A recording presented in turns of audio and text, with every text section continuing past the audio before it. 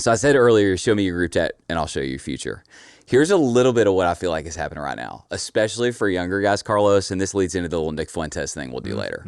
Okay. So, all right, if you reverse, let's go back to 2007. So if you look at spikes in loneliness and depression in America, they spike in 2007. Pop quiz, why 2007? Do either you know? I mean, I feel like I do. YouTube launched in 2006, but became more like started to pick up in 2007. iPhone. 2007, launch of the iPhone.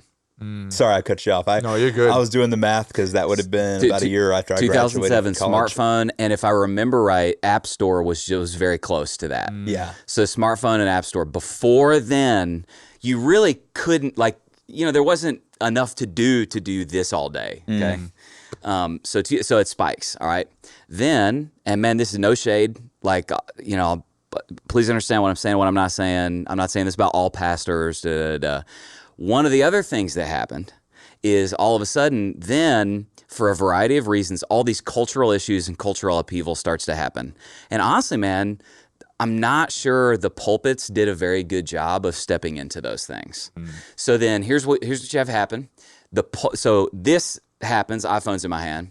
Then all these cultural issues that they're looking at their phones trying to figure out, what do I think about this? The pulpits are silent. Now, so here's step 3 is nature hates a vacuum. So especially young dudes over the next 10 years, they start going to podcasters to get, okay, what am I supposed to think about all these issues? Because the pulpits aren't speaking to these issues. So then you got this. So now what you have is in a secular culture, you've got the therapists almost function like secular priests. Then the podcasters take the place of the prophets in the culture. So you get these two things. Now the therapists are the priests, the podcasters become the prophets. And dude, here's what you got now is honestly, man, I think especially young men, people are now trusting podcasters and influencers more than like personal godly friends in their lives or even their pastors. Now that may sound self-serving. I'm a pastor. I don't care. This is just a Bible thing. And it's honestly, man, I think some of the way that people are being shaped right now is they're looking to podcasters and influencers for how they shape their lives and the trajectory of their lives more than godly people and more than godly pastors. So like, dude, if you're trusting Candace Owens and Nick Fuentes and Ian Carroll and whoever it is, and they're shaping who you are as a man more than godly men in your life or your actual pastor, like I'll just say this, man, if podcasters like that and your pastor disagree on a moral or theological issue, your default mode should be to side with your pastor. Yes. And if you're not doing that, then what you need to check yourself on is, hey, bro, has a podcaster or an influencer actually become the functional shepherd in my life? And let me just say, like, you're in a bad spot if you're there. Yeah. That's a bad spot to be in. Agree, disagree, additional comments? I'll let you go first. Well, okay, boomer me, Carlos. What'd you say? Okay, boomer. I'm not a boomer. That's funny. And I'm not Gen Z, so there you go. there you go. So yeah, I think it's, I agree with you. I think it's just math at the end of the day, right? So, you will see today, and again, I'm a young millennial, so you start seeing it in Gen Z, and you talk to our student pastors today, and they'll tell you whenever they go to high schools and talk to students, like, these students are using headphones like all the time. Every day, you go to lunch, there's always like a screen, and YouTube's always playing.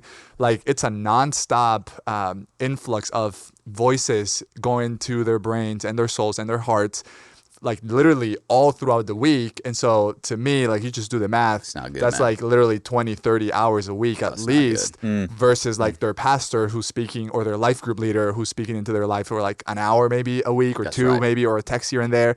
It's just one's going to win over the other. Like, it's just kind of, it's math. And so it's not whether these voices are influencing you, it's how they're shaping you, how they're forming you. And so the question really is, are they forming you, or are these voices deforming you from who Christ wants you to become? There you go, man. Good. And so we're all meant to grow to be more like Christ. And so the question really is, whatever you're being exposed to, whatever you're listening, whatever podcaster or influencer, is that voice shaping you to become more like Christ? Right. So I think it's just math. And honestly, like, thank God we are in some ways starting to move towards leveraging some of the, I mean, we've had this conversation. That's why we started this podcast. That's why we started this podcast.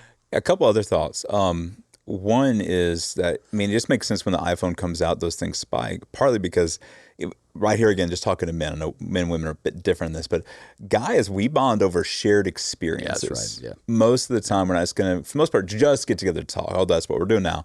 A lot of times how guys bond is over shared experiences. I will say, I have literally never gotten together with other men to talk. No, like you need to be doing something besides in a discipleship thing, and even then it's around the word. But if Paul Cunningham called me and was like, Josh, do you want to come over to my house tonight and we're going to sit on the couch together and talk? I'd be like, A, no, and B, now I'm suspicious of you. That's right. Well, but seriously, like that's the thing is even like I remember back to in college right before the iPhone came out, like man, the fraternity, how we bonded as fraternity brothers, especially with your pledge class, shared experiences that you then, yes, debriefed, but it was shared experiences. So then if I'm on a phone all day, I'm not having common experiences and not building those relationships. That makes sense, especially specifically with men at least. Number two. That's why we're going hunting at some point. That's exactly what I'm talking about. The other thing is I think I'd add maybe one ingredient to what you said. I think around that time was also when you really began to see the rise of fatherlessness. And when men are not getting discipled by fathers, they're going to get discipled by algorithms. And so I do think that's maybe just one more like little ingredient I'd put in kind of this toxic stew that's combined is that I think you really began to see numerically a rise of fatherlessness, either because dad wasn't there or he wasn't engaged. And so I think that's maybe one thing I'd add in there too. For sure. Especially for the younger generation, like YouTube replaced fathers teaching their sons how to do life. So like even just how to tie a tie. There's like one of the most viral videos on early YouTube days is the video how to tie a tie. Dude, I looked this up. Did you? Yeah, have you seen it? It's like this old video. It's like a bajillion views. There's a whole new generation.